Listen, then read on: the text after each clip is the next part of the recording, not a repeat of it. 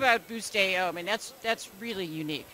Boost AO is we've had a vision at Fluitec to try to maximize the life and performance of turbine oil and compressor oil for as long as technically feasibly possible. So starting off with antioxidant monitoring and understanding how these fluids degrade, we've moved to removing all of the bad things that are formed and removing all the degradation products with our ESP technology. So it's natural for us to look at putting antioxidants back into the fluid. And so it's really a critical step in our vision of trying to maximize the life and performance of these critical fluids. And so we've been working on this for the last several years. And this is something that the most important critical aspect of adding antioxidants back into the fluid is making sure that it's fully compatible and will only provide benefit to the customer without exposing them to any unnecessary risk. We think that actually oil changes right now introduce an element of risk to their operation. So by not having to actually change oil out, just putting in the 1% of antioxidants that have depleted out of their fluid, it's more environmentally sustainable, it's much more economically beneficial, and it's technically feasible. So it is the right thing to do. So we feel very optimistic, very excited about this product. What are the implications of this for the oil industry?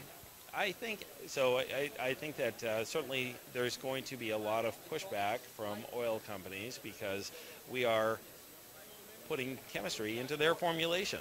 So I understand that. The second thing is there can be some element of risk if you don't do upfront testing and you don't have a thorough understanding of the chemistry of the fluid. So I understand their perspective, but ultimately I think that if this is a right thing for the customer, the oil companies, although they are it's a volume business. They are trying to sell more volume, but ultimately, if it's the right thing for the customer, at some point they will see the technical feasibility of this, and I think it's something that they will slowly learn. They will slowly accept.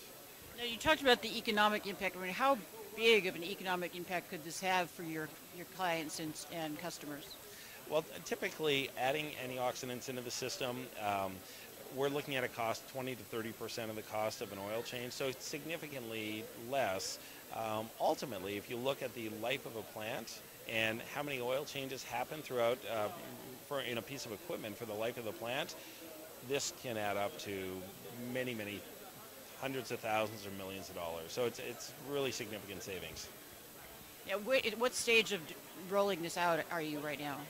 So this has been in development for the last several years. We have a field trial that is 4 years old, and many field trials that are more recent than that. We've done a ton of laboratory testing, so this is something that is commercially available now. And so the first step, this is not a product that we sell to everybody. The very first step in this is to get a sample of the customer's fluid, for us to do some really in-depth detailed testing and qualify the fluid for Boost AO. If it's qualified, then it's something that we would feel comfortable moving forward with. This is a very exciting opportunity, not only for Fluitec, it's a very exciting opportunity for our customers. Our customers have been demanding a solution like this for years.